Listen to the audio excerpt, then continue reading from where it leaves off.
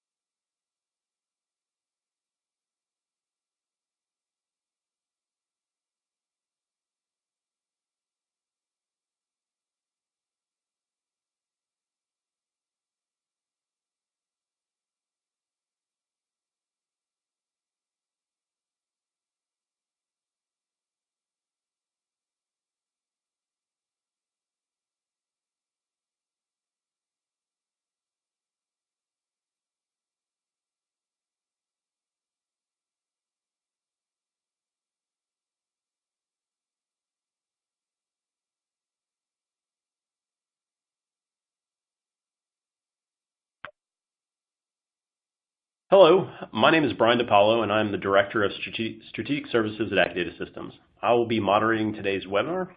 Thank you for joining us, and welcome to another Accudata bi-monthly PCI Qualified Security Assessor Open Forum. Each session continues to get better with more interesting questions presented to our QSAs.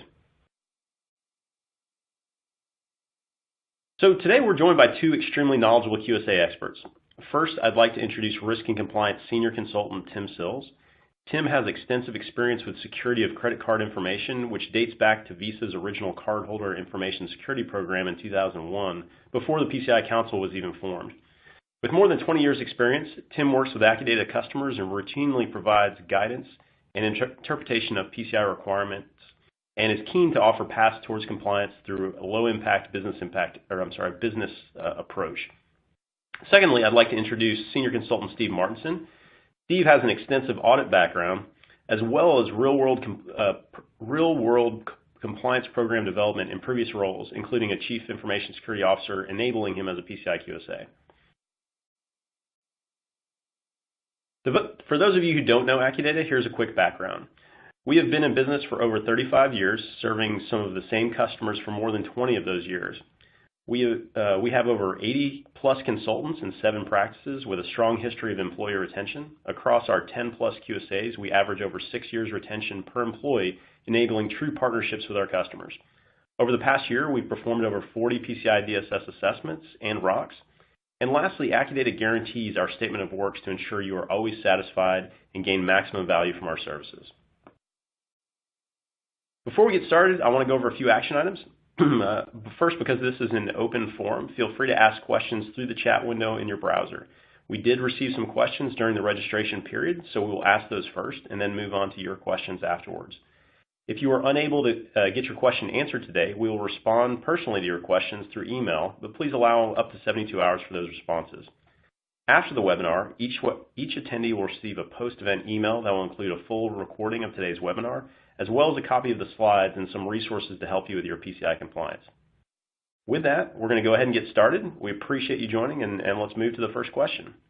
So I will start with directing my question to Tim. And again, these are the questions that were submitted during the registration period. So Tim, now that PCI 3.2 is live, what do I need to make sure I'm doing to maintain compliance? Okay. Well, thanks, Brian. Yeah, I think, well, certainly there are a few controls that were previously best practices that are now required as of February 1st, so like multi-factor authentication. So I think it's important to just get in front of these controls as soon as you can, as well as just staying on top of the, the routine tasks, right? The stuff that's, daily log reviews and quarterly scans and just that routine maintenance. So I think the key takeaway here, though, is just maintaining compliance as an ongoing process. So, look to get an action plan together sooner rather than later. Don't wait for the QSA to show up and then start these things. So certainly get in front of them as soon as you can and addressing some of those controls. Thanks, Tim. Steve, did you have any additional insight? Yeah, I think it's important for folks that are going through PCI compliance, especially service providers, to take a look at some of the additional requirements that were added for service providers only, as they really talk about expanding your ability as a service provider to provide documentation to your clients that demonstrate how you handle certain critical functions for PCI compliance or CDEs, as it were. Things like the key management processes for your data encryption, cryptographic architecture overall, and things like how you would respond to a critical security failure. For instance, if you're required as a service provider to provide file integrity monitoring to your clients, and that's stated in the agreement and the service that you provide, you're going to have some way to notify and document an incident when FIM fails. And those can be some pretty daunting things to put together, but service providers should take special note. Thanks, Steve. Moving on to the second question. So Steve, I'll come back to you. Regarding the security of incoming faxes, if the fax machine is in a locked container but the room is open, does this conform or is it compliant? Yeah, faxes are, we all know they're somewhat dated technology, but they still happen, and we still get hard copies, and it's good that the container's locked. But there are things to consider in that if I were to assess you as a client for PCI compliance, I want to see things clearly defined in a policy procedure format, such as how the physical connection to the data line that feeds that fax machine is controlled and protected, because it's assumed to be outside that locked container, maybe not. What happens to the fax document once you get it? Do you take it to somebody in some other room and they process it through a terminal at the workstation and then leave it laying around? So there's things that you have to consider for the hard copy document itself. And of course, once you're done with that, what do you do with it? Hopefully you have a defined destruction process. And the other thing would be who's got access to that locked container itself, who's got keys to it, and if one of those people that can access the locked container leaves the company or is terminated, how do you handle those changes of control?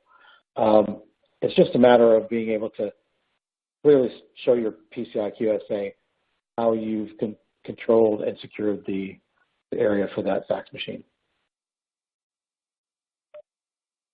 Thanks, Steve. Yeah, and really, I think we've seen across our customers, even though faxing is not a technology you see all the time, it's still very commonly used in a lot of organizations as a way to receive those communications and payment specifically. So we definitely run into that. So Tim, I'm gonna jump back to you for this third question. I know, Tim, you've worked quite a bit with some AWS type assessment services as of lately, so you're pretty familiar. But cloud, how do cloud services impact PCI compliance efforts? Okay. All right. Thanks, Brian.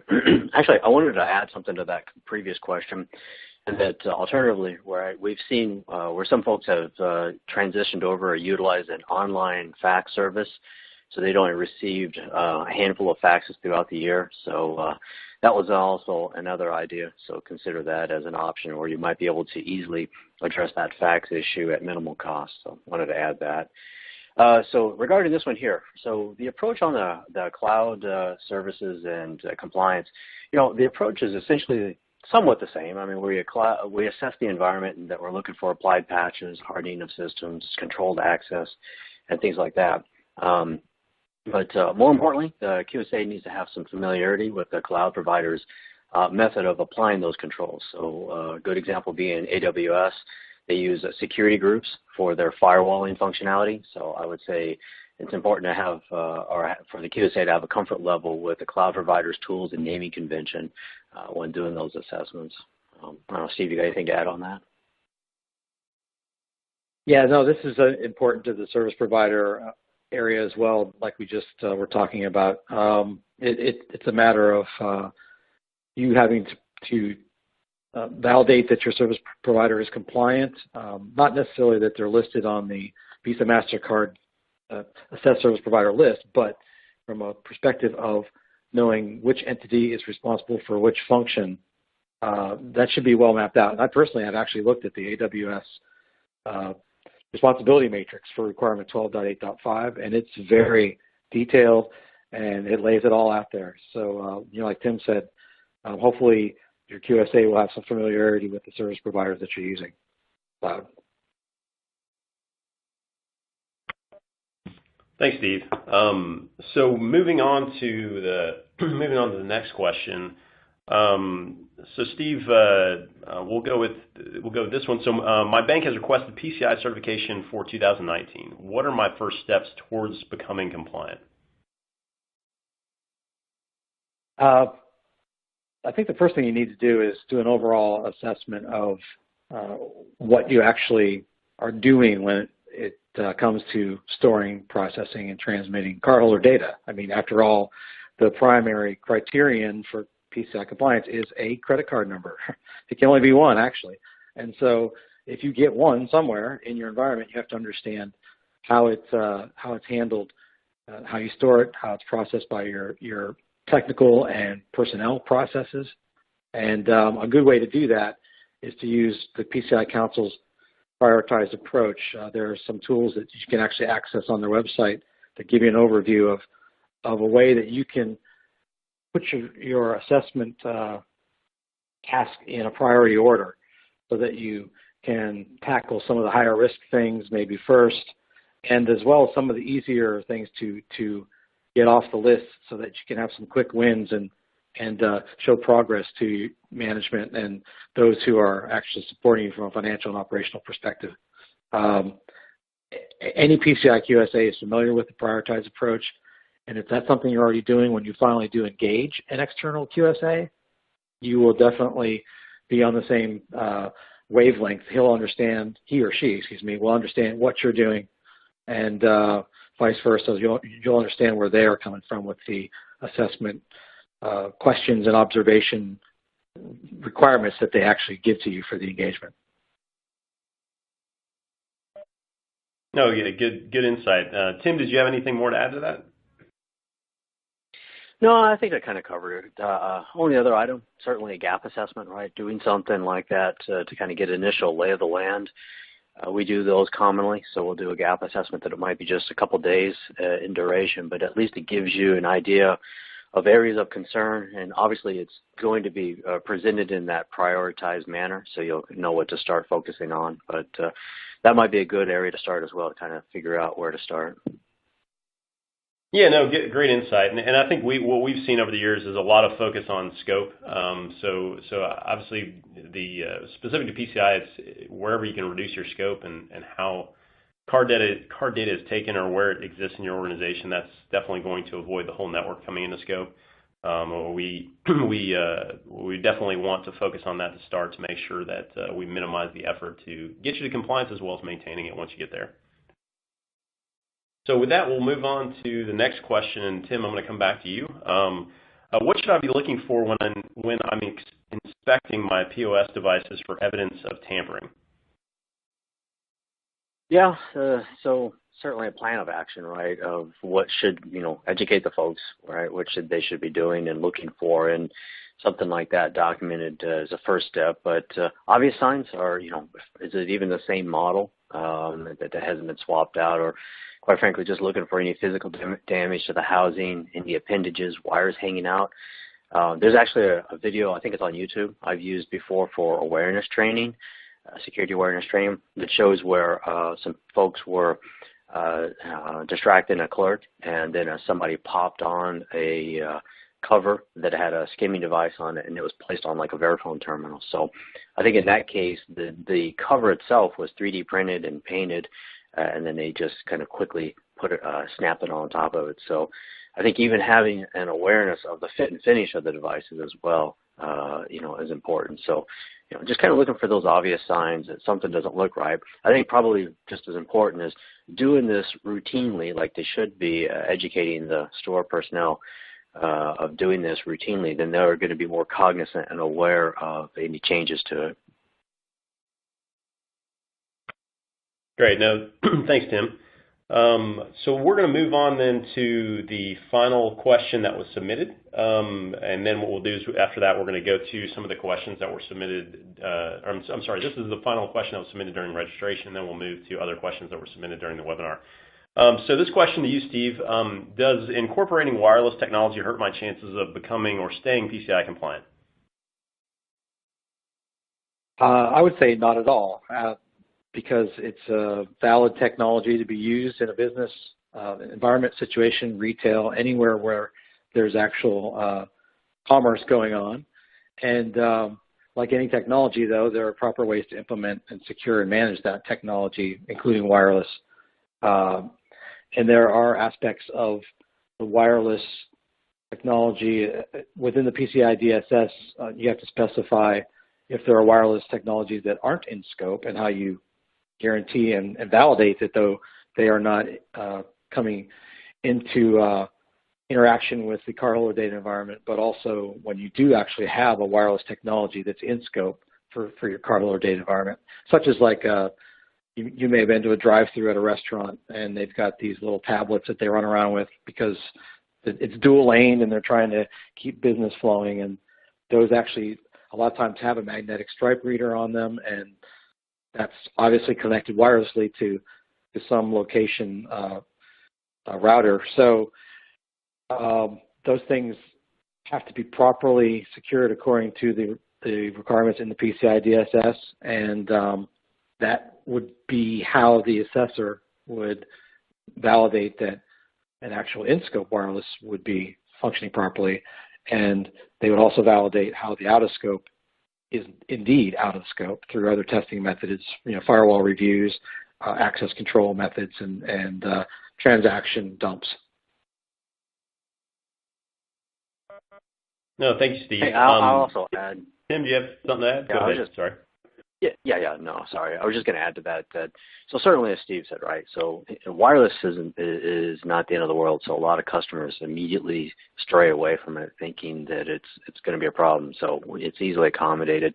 One key thing, though, I think a lot of people forget is, now that they have wireless environments, that should be included within the scope for pen testing. So, just make sure that that's included in there. Obviously, it provides its own unique vectors of attack, so it should be included within that when evaluating the environment for pen testing.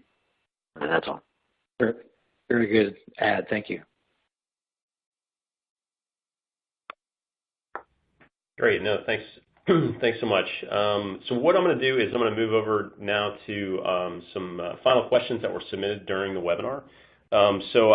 Tim, I'm going to come back to you to start. Is encrypted card data out of scope of PCI compliance?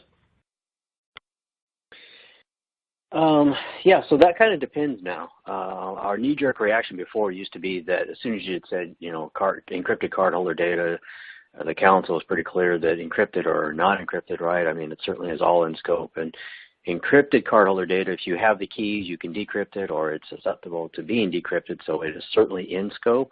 But we have several merchants now that have gone to point-to-point encryption or P2PE devices, and so they don't have access to those encryption keys. And so as a result, anything that comes out of that terminal or downstream from it is out of scope. So in this case here, it just really depends on the implementation and the scenario. But if you essentially have the ability to encrypt it, then you're going to have the ability to decrypt it. So yes, it certainly is in scope, and all those controls are applicable. But certainly if you don't have those keys and do not have the means to decrypt it, then likely to be out of scope for your environment. Steve, you got anything to add on that?